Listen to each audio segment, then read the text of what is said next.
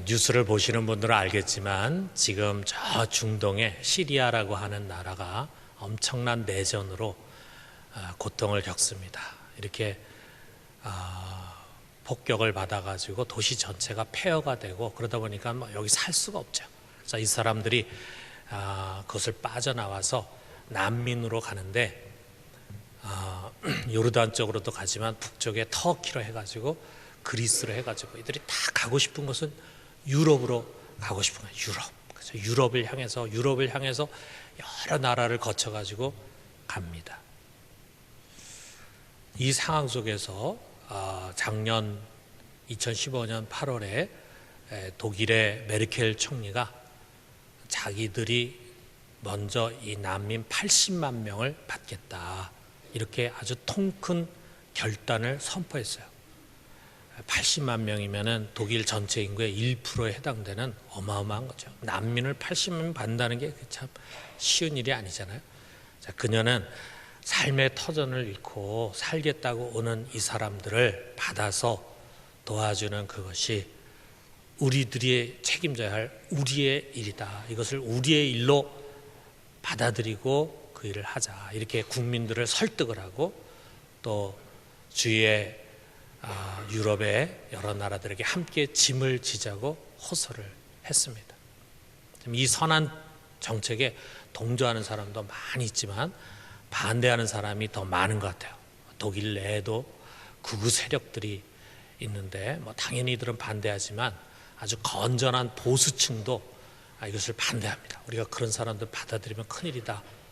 또 그런 사람들에게 우리의 세금을 그렇게 많이 쓸 수 없다. 이런 반대 목소리를 내고 있고 다른 유럽 국가들도 난색을 표하고 있고 특별히 이들이 난민들이 오는 난민 루트에 해당되는 동유럽 국가들은 아주 적극적으로 반대를 하면서 오히려 자기들의 국경에 철조망을 세우고 콘크리트 벽을 세워가지고 아예 자기 나라로 난민들이 들어오지 못하도록 이렇게 막고 있습니다.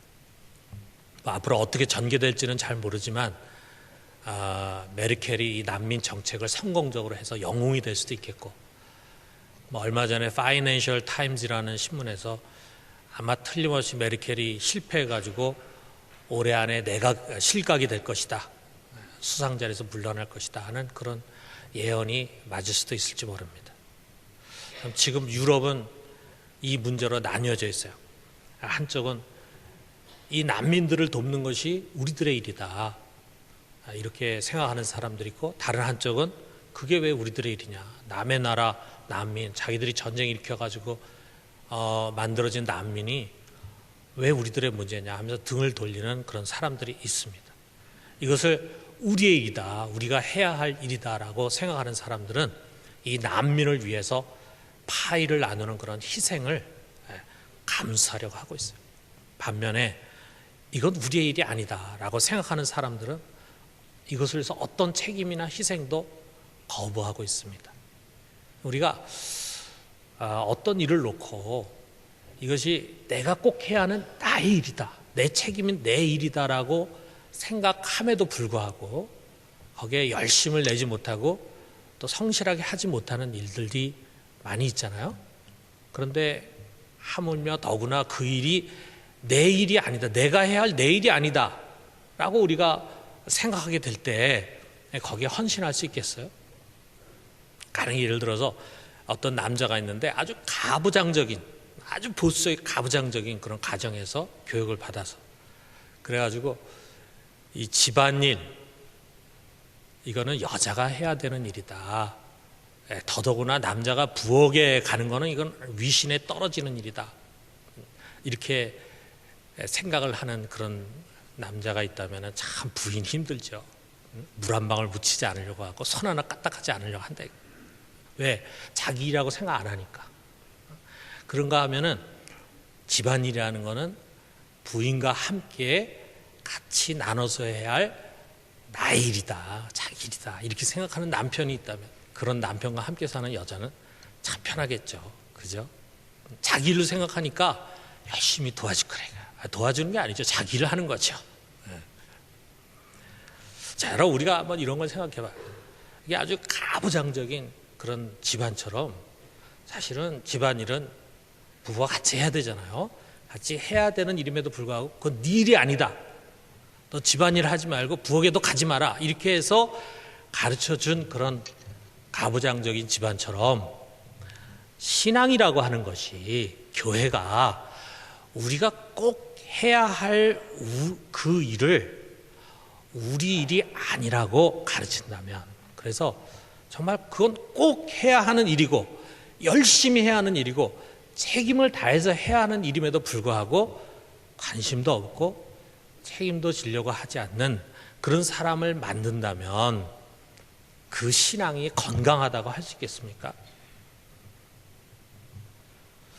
우리가 어떻게 보면 이단 얘기를 우리가 많이 하지만 이단들이 되게 그런 집단들입니다. 이단 성향이 강할수록 그런 성향이 굉장히 강해요. 자, 예를 들면 우리가 몇 년 전이지만 오래 전이죠. 이장님 사건 알 거예요. 종말론자들. 우리 주님이 곧 오신다. 주님이 언제 오실 것이다. 그래서 임박한 종말을 믿는 그 사람들 어떻게 했습니까? 그런 사람들의 공통점이 뭐예요? 직장 그만두는 거예요. 그리고 가정도 내팽개치고 교회로 달려가고 기도원으로 가. 그래서 이제 언제 오실지 모르지만 곧 오실 그 주님을 잘 맞이하려고 한다 이거예요. 그러니까 임박한 주님의 재림을 앞두고는 직장일, 가정의 일, 그건 내일 아니다. 내일 아니다. 그러나 이런 문제가 이단에게만 있는 것이 아니에요. 일반 교회도 그렇게 할 수 있어요. 자, 교인이라고 한다면 누구나 하나님이 우리에게 주신 우리의 일이 무엇인가라고 하는 것을 생각하잖아요. 그 중에서도 하나님이 우리에게 주신 우리 일이 뭐냐? 복음을 전하는 것이다. 당연하죠. 또 말씀과 기도를 통해서 경건의 훈련을 쌓아가야 한다. 당연한 우리의 일이죠. 또 주님의 집인, 주님이 머리가 되시는 이 교회의 일들, 교회에서 맡겨진 일들, 그걸 통해서 우리가 건강한 교회를 세워가려고 하는 그건 당연히 우리가 해야 할 우리의 일이죠. 이게 참 중요하지 않습니까? 그렇기 때문에 저는 1월 달부터 지난주까지 우리가 올 1년 동안 철저히 말씀 생활하고 기도 생활하자. 그리고 주일 성수를 잘하고 예배를 은혜롭게 잘 드리자라고 하는 설교를 했어요. 왜 했습니까? 그게 우리의 중요한 일이기 때문에 그렇다 이거예요. 그런데 이런 교회 일, 영적인 일만이 우리 일인가? 우리가 좀 더 영역을 넓혀서 생각하면요, 교회마다, 때로는 목회자마다, 교인들마다 다양한 스펙트럼을 갖게 됩니다. 자, 예를 들면 가정의 일, 과연 그것이 하나님 우리에게 준 하나님의 일이고 우리 일이냐? 직장의 일, 직장이 과연 우리가 직장 생활하는 그것이 하나님의 일을 하는 것이냐? 이웃 섬김 사역, 하나님 맡기신 우리의 일인가? 아마 여기에는 그렇다라고 대답할 사람이 그래도 꽤 많이 있을 것입니다. 근데 여기서 한 걸음 더 나가가지고 이 환경을 보존하는 일, 자연 환경을 돌보는 일, 우리나라를 정의로운 사회로 세워가는 일, 과연 이것이 우리 일인가? 아마 대답이 쉽지 않을 것입니다. 좀 더 구체적으로 작년에 2015년에 2014년부터 시작해가지고 2015년에 우리 교회는 이게 고리 핵 발전소 1호기 제일 먼저 세워지고 노후가 된 1호기 폐쇄해야 된다. 그래서 고리 1호기 폐쇄 운동을 적극적으로 했어요. 교인들이. 결과적으로는 결국 그 고리 1호기를 폐쇄하기로 정부가 결정을 내렸어요. 자, 우리가 그렇게 적극적으로 참여한 이유는 그게 우리 일이라고 생각했기 때문에 참여한 것입니다. 그런데 그런 것은 교인들이 상관할 바가 아니다. 그건 우리 일이 아니다라고 생각하는 교회들도 많이 있었습니다. 자, 여러분 오늘 이 말씀 속에서 이 시대를 살아가는 우리 그리스도인들에게 있어서 우리의 일이 무엇인지 한번 진지하게 우리가 좀 상고를 해봐요. 바울은 여기 1절과 2절에서 그 당시에 교인들을 굉장히 많이 유혹을 하고 또 교인들도 많이 넘어갔던 그런 이단이 있었던 것 같습니다. 그 이단을 향해서 이건 미혹해하는 영과 귀신의 가르침이다. 그리고 이들은 양심의 화인을 맞은 자들이다. 그래가지고 외식함으로 거짓말하는 자들이다 하면서 통렬하게 이들을 정죄합니다. 이 바울이 정죄하는 이들이 어떤 이단이었는지 자세하게 나와 있지 않기 때문에 우리 신학자들이 또 여러 가지 다양한 주장을 이야기하고 있어요. 정확히 뭔지 우리가 알기 어렵지만 우리가 바울이 이단에 대해서 얘기한 다음에 올바른 신앙이라는 것은 이런 것이다 라고 4절에 이야기하는 것을 우리가 통해서 이단들이 갖고 있는 생각이 어떤 것인가 라고 하는 것을 우리가 추측할 수가 있는 거죠. 4절에 뭐라 그러냐면 하나님께서 지으신 모든 것이 선함에 감사함으로 받으면 버릴 것이 없나니 그랬습니다. 우리가 이것을 통해서 볼 때 그 당시에 교인들을 미혹하고 있던 이단들은 하나님의 창조 세계가 악하다고 말하거나 또는 부분적으로 악한 것이라고 가르쳤구나 하는 것을 우리가 알 수가 있죠. 그러니까 그 이단들은 세상에 대해서 매우 부정적인 사람들이에요. 세상은 더럽고 악하다. 그러면은 그 더럽고 악한 세상 속에서 우리가 우리의 영을 고결하게 잘 지키기 위해서는 어떻게 되느냐?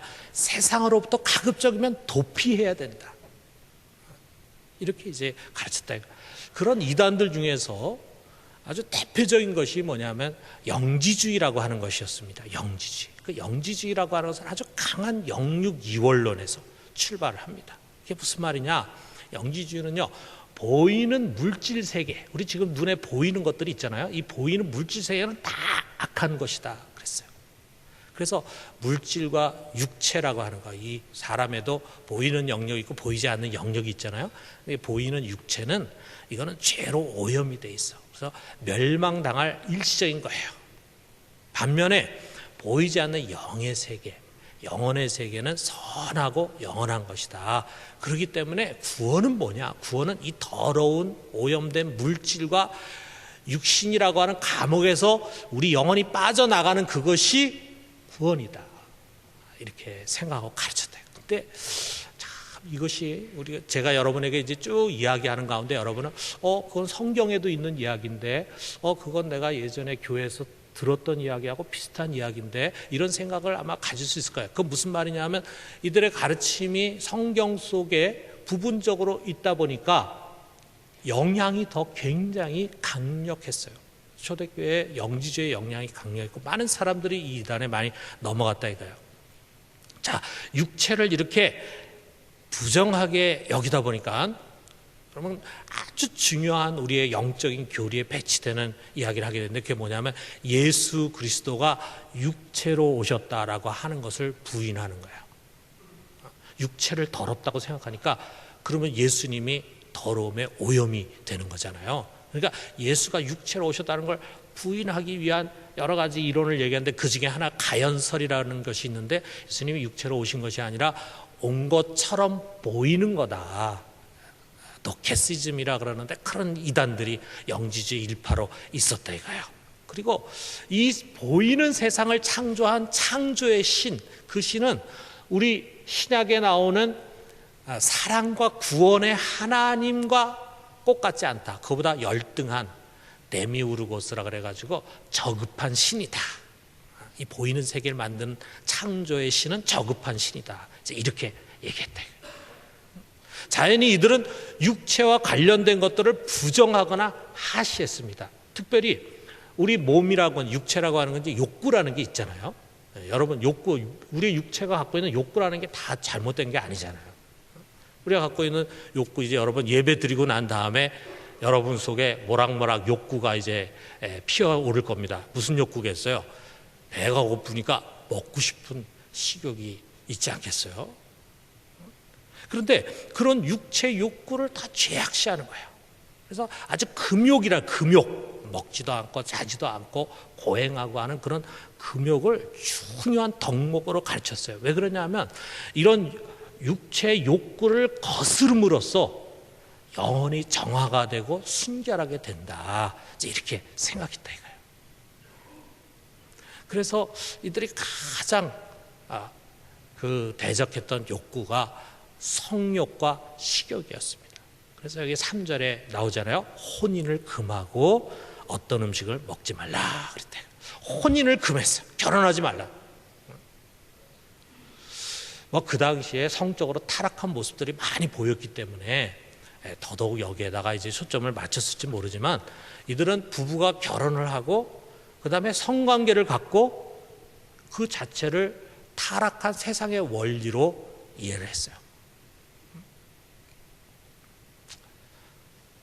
근데 이들이 결혼을 금한 이유에 대해서 이제 이렇게 이야기하는 학자들도 있습니다. 자, 우리가 디모데 후서를 보면은 거기에도 또 바울이 이제 이단들에 대해서 이야기하는데, 비슷한 이단들이에요. 영지주의의 이단들인데, 그들이 뭐라 그러냐면 부활은 이미 지나갔다 이렇게 이제 가르치는 이단들이 있었어요. 무슨 말이냐? 이들은 육신의 부활을 믿지 않는 거야. 하여튼 육신과 관련된 것들은 다 X표를 치는 거야. 그러니까 육신의 부활을 믿지 않고, 그럼 부활은 뭐냐? 성경이 말하는 부활은 영의 부활이다. 그럼 영의 부활이면 우리는 이미 영으로 부활한 사람들이다. 예수를 믿고 거듭나고 성령 받은 사람은 이미 영으로 부활한 사람들이다. 그러니까 또 다른 부활이 있는 것이 아니다. 이렇게 이제 가르쳤단 말이에요. 그러면 부활한 자들은 어떤 자들이냐? 예수님이 가르침 속에 보면은 우리가 부활을 하게 되면 천사와 같아가지고 시집가지도 않고 장가가지도 않는다 그랬잖아요. 그 말씀을 붙잡고 우리는 이미 부활했기 때문에 우리에게는 더 이상 결혼이 필요 없다 이렇게 가르쳤을 것이라 이거예요. 또 음식 가운데도 어떤 것은 정한 음식, 어떤 것은 부정한 음식. 우리가 구약의 율법이 이제 생각이 나죠. 정한 것과 부정한 것을 구별해가지고 부정한 것은 먹지 못하게 했다. 아마도 이들은 영지주의면서 또 유대교의 영향도 많이 받았던 것 같습니다. 자, 여러분, 이와 같은 영과 육에 대한 이원론적인 생각은요, 자연히 어떤 생각을 갖겠냐면, 교회는 하나님이 지배하고 통치하는 영적인 영역이에요. 그러면 세상은 뭐냐? 세상은 마귀가 지배하는 육적인 영역이야. 이렇게 나누는 거예요. 이게 바로 철저한 이원론입니다.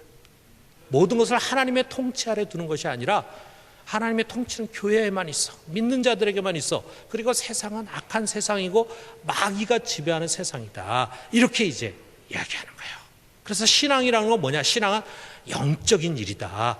그래서 세상과는 무관한 것으로 여겼어요. 한마디로 신앙의 본질은 물질로 이루어진 이 타락한 세상으로부터 도피하는 것이다 라고 가르쳤습니다.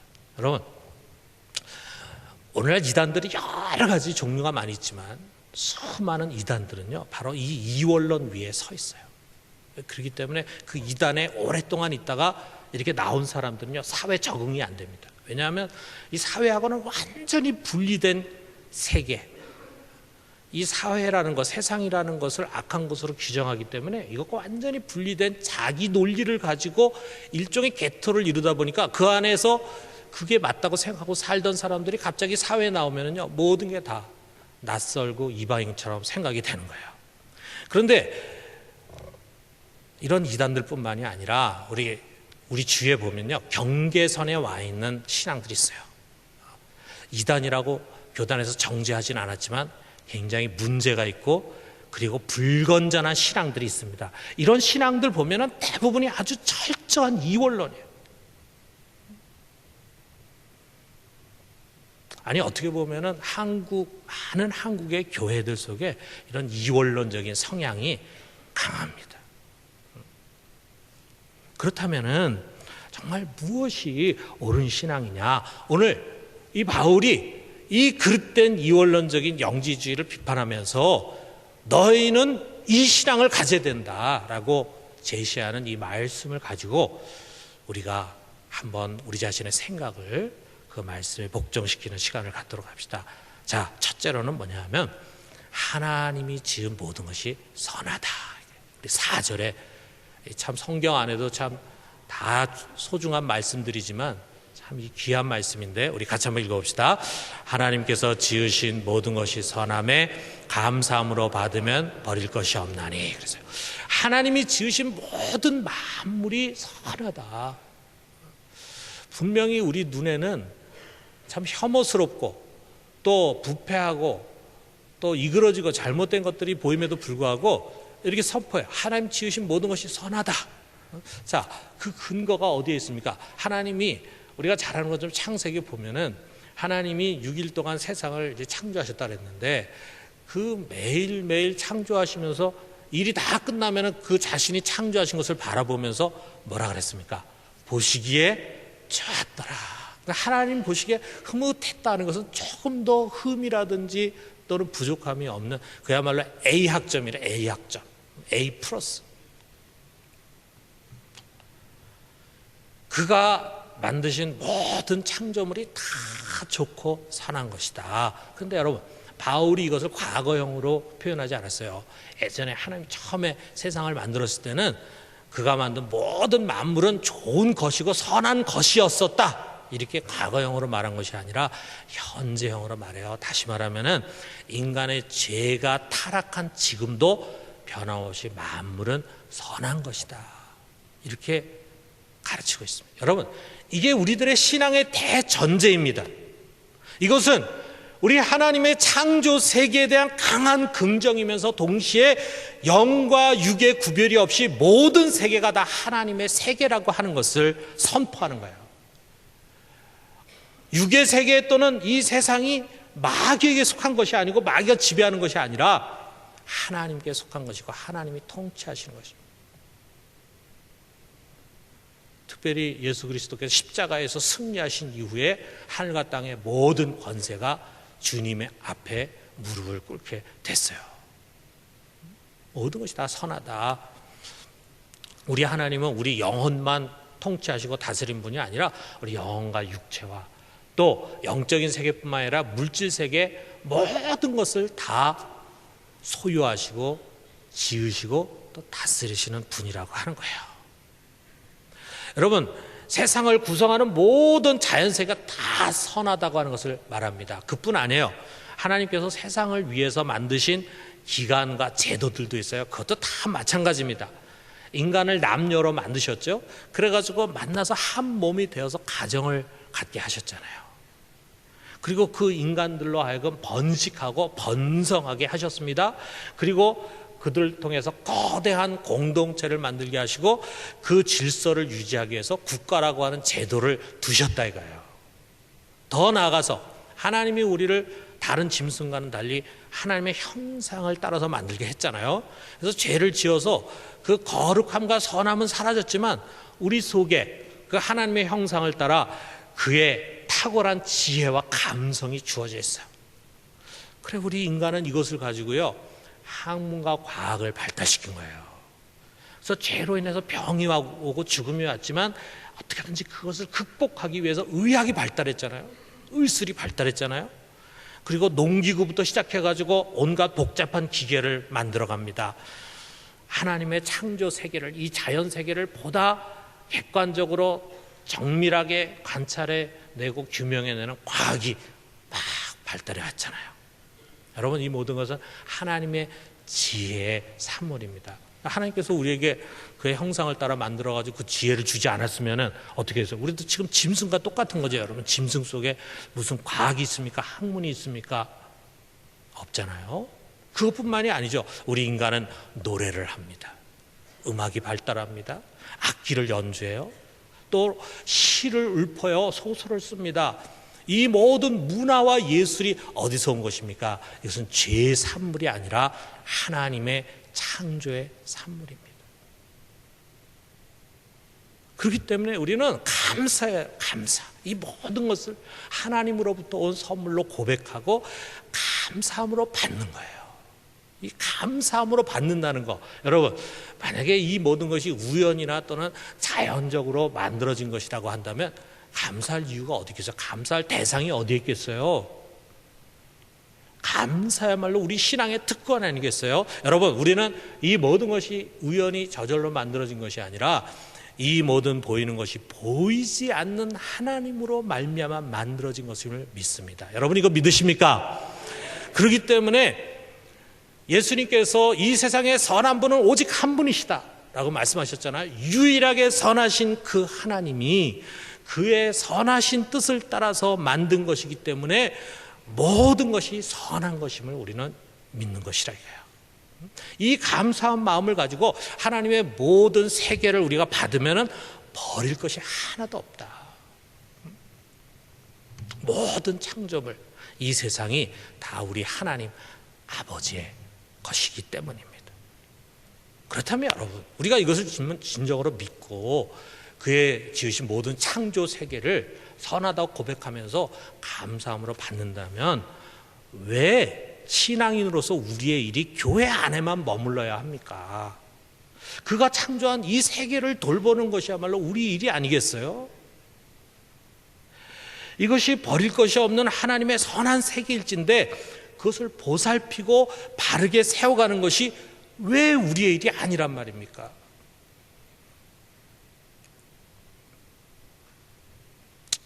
유감스럽게도 때로는 신앙을 갖지 않을 때는 그게 다 자기의 일이라고 생각했어요. 자기의 일이라고 생각하고 그 세계를 위해서 성실하게 일하던 사람인데 신앙을 갖게 되니까 그게 우리의 일이 아니었구나, 그게 세상 일이었구나 해가지고 그게 내 일이 아니라고 생각해서 관심도 안 가져. 책임의식도 없어. 교회가 만약에 그런 사람을 만들어낸다면 그거는 교회가 잘못된 거 아니에요? 하나님의 말씀 우리에게 그렇게 가르치지 않습니다. 가정의 일, 직장의 일, 나무를 심고 정원을 돌보고 자연환경을 지켜가는 일, 과학을 발전시키고 문화를 꽃피우는 일, 국가를 세우고 인류를 돌보는 일, 이 모든 것이 하나님의 일이고 하나님이 우리들에게 맡긴 우리의 일입니다. 여러분, 하나님의 창조 세계를 돌보는 이 일을 믿음을 담아 충실하게 감당할 수 있기를 주님의 이름으로 축원합니다. 자, 두 번째로는 세상의 모든 것이 거룩함의 대상이다. 여러분, 우리가 거룩 그러면은 우리 영혼의 거룩함만을 우리가 떠올리게 돼요. 자, 우리가 거룩한 하나님의 영을 받아서 거듭났잖아요. 거듭난 다음에 그런 우리가 이제 말씀을 쫓아서 죄를 멀리하고 정결하게 살아감으로 성화를 이뤄가는 거죠. 성화를 이뤄가. 옳습니다. 그러나 그것이 성화의 전부가 아닙니다. 여기에 5절에 아주 중요한 걸 우리가 가르쳐주고 있어요. 같이 한번 읽어봅시다. 하나님의 말씀과 기도로 거룩하여 짐이라 그랬어요. 하나님의 말씀과 기도로 성화되어 간다. 근데 이 주어가 여기에 나오지 않습니다. 주어가 뭐냐? 바로 앞에 4절에 연이은 글이기 때문에 4절에 주어가 나오는데 우리가 좀 전에 얘기한 것처럼 하나님의 지으신 모든 것이 선하심에 감사함으로 받은 버릴 것이 없나니 하나님의 말씀과 기도로 거룩하심이라. 주어가 뭐냐면 하나님이 지으신 모든 것, 그것이 주어예요. 하나님이 지으신 이 모든 창조 세계가 말씀과 기도로 거룩하여 짐이라. 이 말씀을 가지고 가톨릭에서는요, 이걸 어떻게 적용하냐면 사제 의식을 통해서 어떤 물질들이 거룩하게 변화된다는 거예요.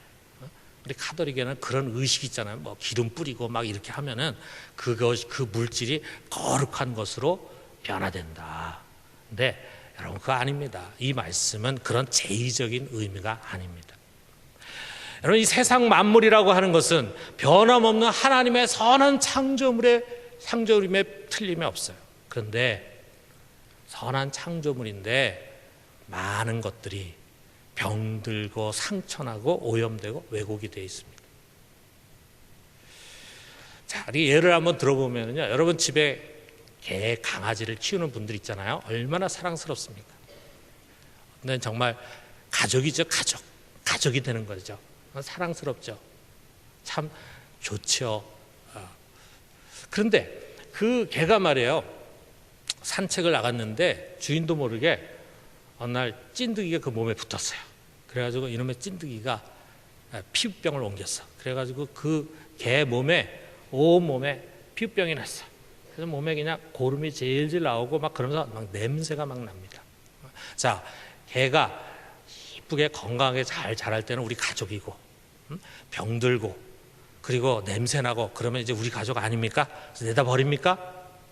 아니잖아요. 여전히 사랑스러운 우리 가족이야. 근데 병들어서 어떡합니까? 병원에 데려가서 돈을 지불하고 의사 선생님 손에 맡겨가지고 약도 바르고 주사도 맞고 그래가지고 그 피부병을 다 낫게 해야 되는 거죠. 이것처럼 하나님의 선한 창조의 세계가 병들어 있어요. 자연이, 가정이, 이 사회가, 문화가, 예술이 처음에 그것을 허락하신 하나님의 뜻에서 벗어나서 죄 아래서 신음하고 있습니다. 그렇다면 우리 믿음의 사람들이 해야 할 일이 무엇이냐 이거예요. 더럽고 오염됐다고 해가지고 무슨 내가 혹시라도 거기 오염될지 모른다 해가지고 그것을 버리고 그리고 세상으로부터 도피하는 것입니까? 아닙니다. 그 하나님의 창조 세계를 바르게 고쳐가야 할 책임이 있다 이거예요. 왜? 그것은 여전히 선한 것이기 때문에. 그 선한 하나님의 창조 세계를 하나님이 뜻하시는 바대로 다시 바르게 세워가는 것입니다. 어떻게 그것이 가능합니까? 하나님의 말씀으로 가능한 것입니다.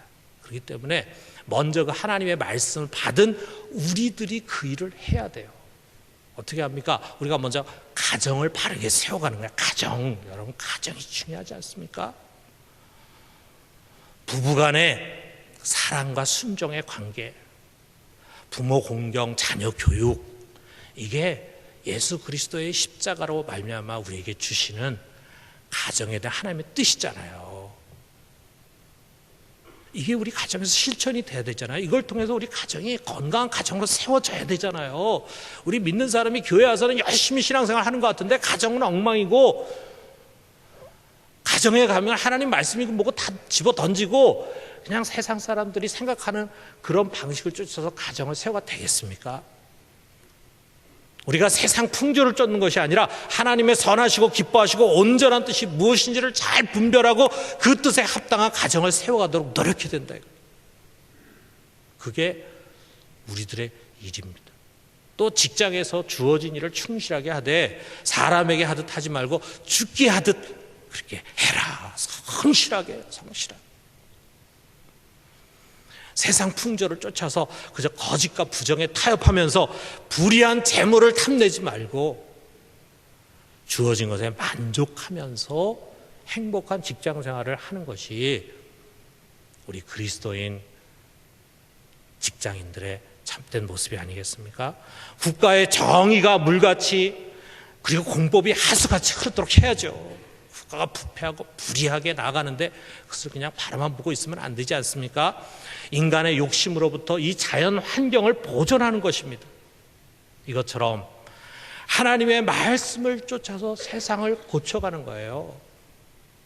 그러나 여러분, 아직 죄가 관영하는 세상, 죄 세력이 아직도 강력하게 있는 이 세상 속에서 이것을 우리의 힘으로만 할 수 없습니다. 그렇기 때문에 말씀 외에 기도가 중요합니다. 기도는 하나님의 능력을 사용하는 통로예요.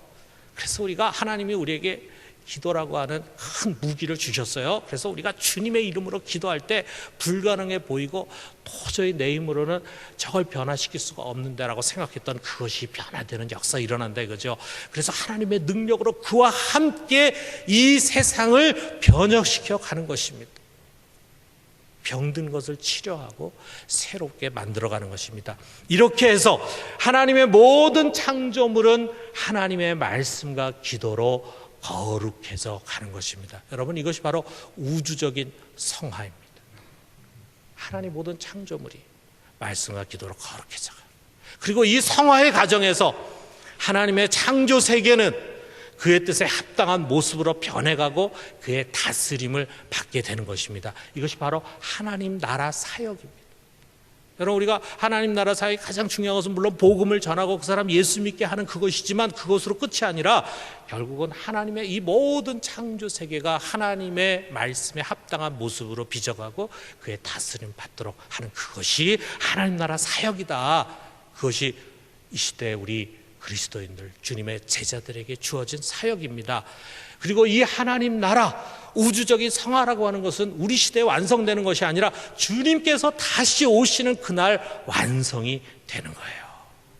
여러분, 주님이 오시는 그날까지 이 세상을 말씀과 기도로 거룩하게 세워가는 우리 모두가 되기를 주님의 이름으로 축원합니다. 우리 같이 기도